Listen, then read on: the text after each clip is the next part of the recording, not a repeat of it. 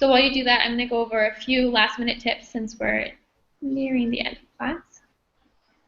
So these are just some last-minute tips and advice about how to be professional, just some things to remember.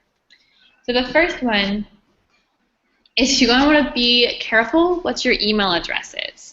So it might be time to retire something if you have it like ilovecats43@hotmail.com, right? You want to make sure that your email address isn't embarrassing or isn't old, outdated. Make sure it's a little bit more professional, maybe something with your name, something a little bit less immature or childish if you still have the email that you've been using when you were 13. Especially when you're sending an email to like a prospective employer, right? So if you're sending like a resume, you want to make sure your email isn't something embarrassing. And then next, spell check. Be spell check. Spelling mistakes and typos can come off as unprofessional and show a lack of care for the work at hand. So again, these are all really important when you're sending like a resume or a CV to a potential employer, because typos and mistakes just mean you don't care. And that can come off as a really, really negative thing for potential employers. And then as we discussed before, try to avoid using all caps and excessive punctuation. Always make sure that you're using correct grammar, uppercase and lowercase. So that means not all uppercase and not all lowercase either. And simple punctuation, and only if you need it. Any other thing? If you write lots of emails for work, and there's, for example, a really frustrating email, like someone responded rudely, or if there's a really big problem or issue at work and it's a really hard thing to deal with, my recommendation is that if you have an emotional investment in the email, it's best to either to write it and then walk away without sending it, and then come back and proofread it later. Because it's really important to keep in mind that emails can be interpreted very differently, right? So this is one of the points of this class, right? Is ways to be very polite and very formal, because you never know what other people could be interpreting from your email if you use all caps or if you are really direct, right? A lot of things can be perceived as rude, even if you didn't mean them to be. So especially if there's something that's really frustrating, you're going to want to take the time to take a break, walk away, and then come back and double check that you're not coming off as super rude, super mean, whatever you want to do. And then the last one on this slide is something that I actually do all the time. So make sure that the attachments are attached. So especially if you're sending a CV or resume, make sure they're actually on the email. So a lot of times, so I used to work, I worked in an office, in a publishing office, when I was going to university, and many times I would say, you know, the email subject would be like page proofs, and then it would be like, oh, it's attached, and I would forget to attach the attachments. So it's really important that if you're attaching things, you remember to attach what you're attaching. Okay. Yeah. So Anatoly, how are you doing with the exercise? I wrote.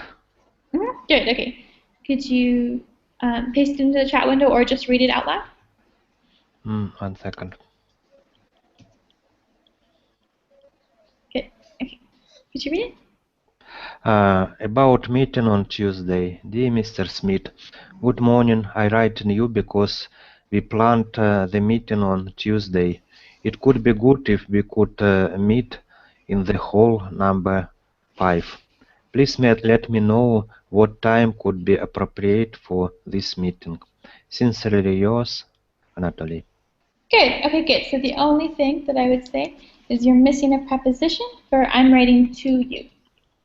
Writing to you because we plan the meeting on Tuesday. And then for please let me know what time could be appropriate for this meeting. I would just say please let me know what time would be appropriate. So just a difference for would be instead of could be, because if you're talking about hypothetical situations in the future, you're going to want to use would. Because could is the past tense of can. Although you can use it, it's not technically wrong, but I think it sounds a little bit better if you use would. That's it. Otherwise, great job. Okay, thank you. Okay, so I'm going to go over the last 2 or 3 tips I've got, and then we'll end class. So before I go over the last few tips, how are you guys doing? Any questions? Any doubts so far? Fernando first. Well, no, everything is okay. Just maybe about the tips that you gave a few minutes ago. Well, it says, okay, a formal name for your email address is okay, but sometimes maybe you cannot avoid to use numbers because your name or whatever you are putting there, it's already being used. So, Oh no, that's fine. I just mean like I've talked to people, to recruiters that have gotten emails from people that are like, no, the problem isn't the numbers, it's the words, right? So if it's like surf dude, word up, like there's no surf, like surf dude, just like really informal things, like can come off as bad to your employers. The numbers is not a problem at all. okay. Yeah, just to avoid like silly nicknames. Like I'm trying to think of one.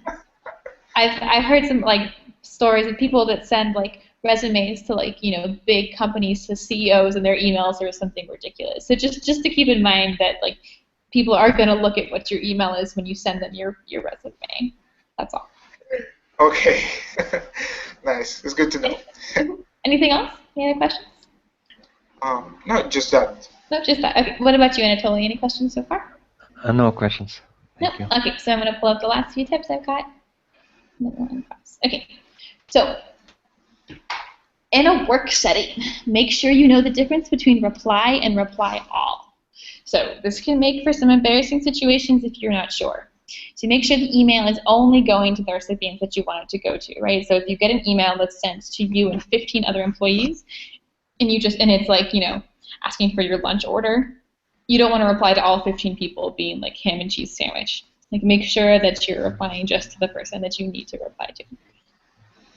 And then if you're forwarding an email, make sure you include an explanation and description of why you're forwarding it, because otherwise forwarded emails without a message can just look like spam and not be taken seriously.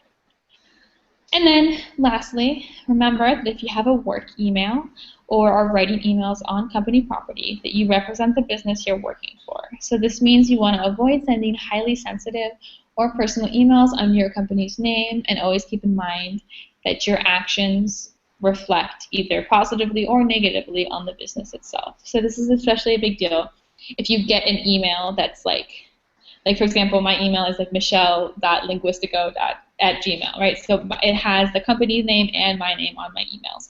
So I always have to keep in mind that it's not just me, or it's not just my email, right? That I work for a company and that their image is at stake as well. So that's it. So thank you so much, both of you, for coming to class today. I hope it was helpful. And I hope to see you both in another Linguistico class. My next class is today at 10 p.m. Buenos Aires time, which depends on what time zone you're in, and it's about stories in the news. So before I've given a class called Stories in the News that focuses on active and passive constructions. So this is a part 2 to that. So you don't have to have had the first class, but it focuses, we're going to read different reports, different news reports, watch some news videos, and talk about the passive voice and how to make the passive voice in English. So that's my next class. Thank you so much for coming.